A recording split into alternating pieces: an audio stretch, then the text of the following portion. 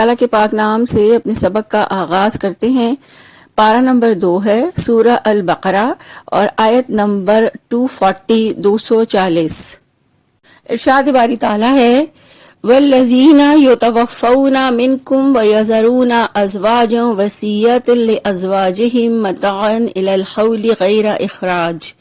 فَإِنْ خَرَجْنَا فَلَا جُنَاحَ عَلَيْكُمْ فِيمَا فَعَلْنَ فِي أَنفُسِهِنَّ مِن مَّعْرُوفٍ وَاللَّهُ عَزِيزٌ حَكِيمٌ۔ لفظی ترجمہ ہے والذین، اور وہ لوگ جو یتوفون، وہ سب فوت کر دیے جائیں، منکم، تم میں سے، ویذرون، اور وہ سب چھوڑ جاتے ہیں، ازواجا، بیویاں، وصیت کرنا ہے، لازواجہم، اپنی بیویوں کے لیے، متاعًا، فائدہ پہنچانا، الی الحول، 1 سال تک، غیر اخراج، نہ نکالنا ہے گھر سے، فَإِن، پھر اگر خرجنا، وہ خود چلی جائیں، فلا جناح، تو کوئی گناہ نہیں، علیکم، تم پر، فیما فعلنا، اس میں سے جو انہوں نے کیا ہو، فی انفسہن، اپنی ذات کے بارے میں، من معروف، دستور کے مطابق، واللہ، اور اللہ تعالی، عزیز، بہت غالب، حکیم، خوب حکمت والا ہے۔ با محاورہ ترجمہ ہے اور تم میں سے جو لوگ فوت ہو جائیں اور بیویاں چھوڑ جائیں، ان پر لازم ہے وہ اپنی بیویوں کے لیے 1 سال تک سامان دینے اور انہیں نہ نکالنے کی وصیت کریں،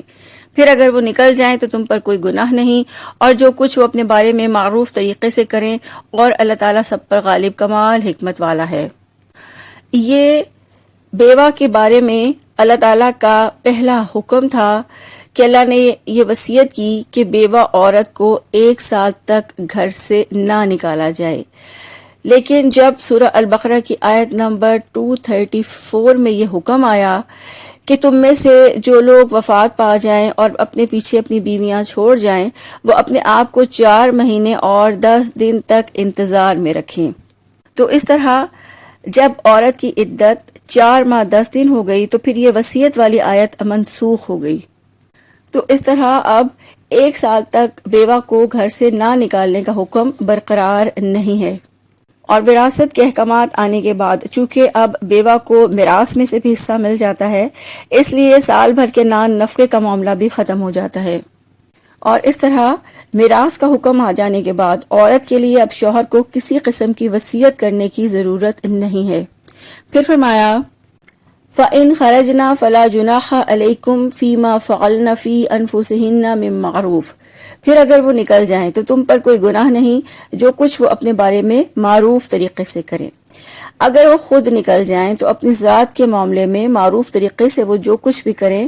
تم پر یعنی گھر والوں پر اب اس کی کوئی ذمہ داری نہیں ہے۔ یہ اسلامی تعلیمات کی وسعت ہے کہ اللہ تعالیٰ نے بیوہ عورت کو یہ اختیار دیا ہے کہ وہ آئندہ اپنی زندگی کے بارے میں معروف طریقے سے فیصلہ کر سکتی ہے۔ اسے زمانہ جاہلیت کے رسم و رواج کی نظر نہیں کیا جا سکتا کہ وہ مردوں کے ظلم و ستم برداشت کرتی رہے، کیونکہ زمانہ جاہلیت میں یہ ہوتا تھا کہ جب کسی عورت کا شوہر فوت ہو جاتا تھا تو شوہر کے گھر والوں میں سے جو سب سے پہلے عورت کے اوپر چادر ڈال دیتا تھا وہی اس کا وارث بن بیٹھتا تھا، اور پھر اس عورت کو عدت کے بعد بھی اپنی مرضی سے زندگی گزارنے کی اجازت نہیں ہوتی تھی۔ تو اللہ تعالیٰ نے اس جاہلانہ رسم کا خاتمہ کیا اور بیوہ کو یہ حق دیا کہ عدت کے 4 مہینے 10 دن گزارنے کے بعد وہ آزاد ہے اور معروف طریقے سے اپنی زندگی گزار سکتی ہے اور جہاں نکاح کرنا چاہے کر سکتی ہے۔ پھر فرمایا واللہ عزیز حکیم، اور اللہ تعالیٰ سب پر غالب، کمال حکمت والا ہے۔ اللہ تعالیٰ سب پر غالب ہے، اس سے مراد ہے کہ اللہ تعالیٰ اپنے امر پر غالب ہے، اللہ حکیم ہے، اللہ کے تمام احکامات اور قوانین حکمت کے مطابق ہیں، اور اللہ تعالیٰ کے ان حکیمانہ احکامات اور فیصلے میں سب کی بہتری ہے۔ آیت نمبر 241 ہے وَلِلْمُطَلَّقَاتِ مَتَاعٌ بِالْمَعْرُوفِ حَقًّا عَلَى الْمُتَّقِينَ۔ لفظی ترجمہ ہے وَلِلْمُطَلَّقَاتِ، اور طلاق یافتہ عورتوں کو، متاعٌ، کچھ فائدہ پہنچانا ہے، بالمعروف، دستور کے مطابق، حقاً، حق ہے، علی المتقین، پرہیزگاروں پر۔ با محاورہ ترجمہ ہے اور طلاق یافتہ عورتوں کو معروف طریقے سے کچھ سامان دینا متقی لوگوں پر لازم ہے۔ اس آیت مبارکہ میں اللہ تعالیٰ نے یہ واضح حکم دیا ہے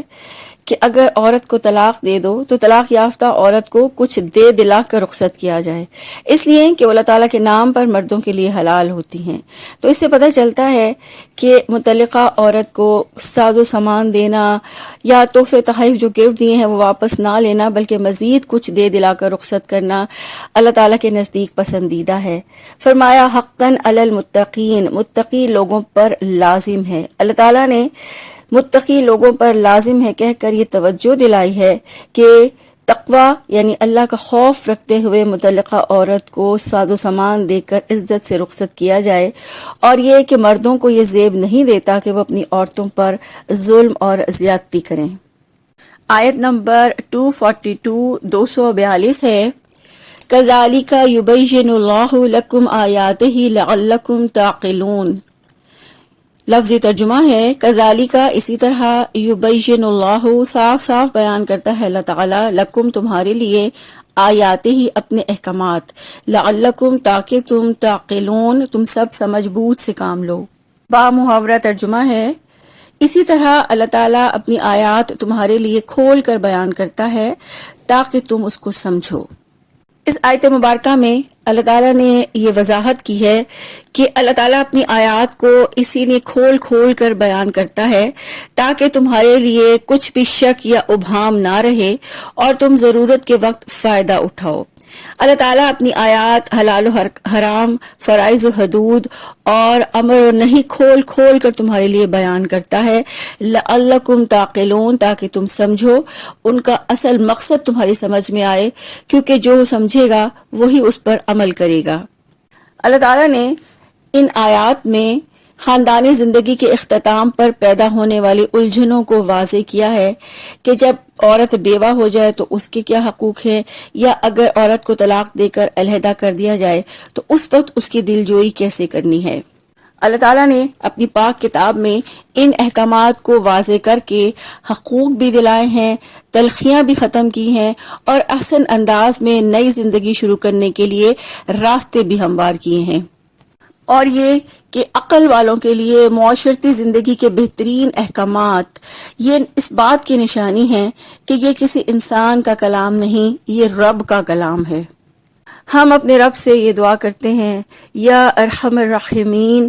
ہمیں اپنے کلام کا سچا اور صحیح فہم عطا فرما دیجئے، اپنے احکامات کو بہترین طریقے سے سمجھنے کی، ان پر عمل کرنے کی اور انہیں آگے پہنچانے کی توفیق عطا فرما دیں، آمین۔ سبحانک اللہم و بحمدک، نشہد ان لا الہ الا انت، نستغفرک و نتوب الیک۔ السلام علیکم ورحمۃ اللہ وبرکاتہ۔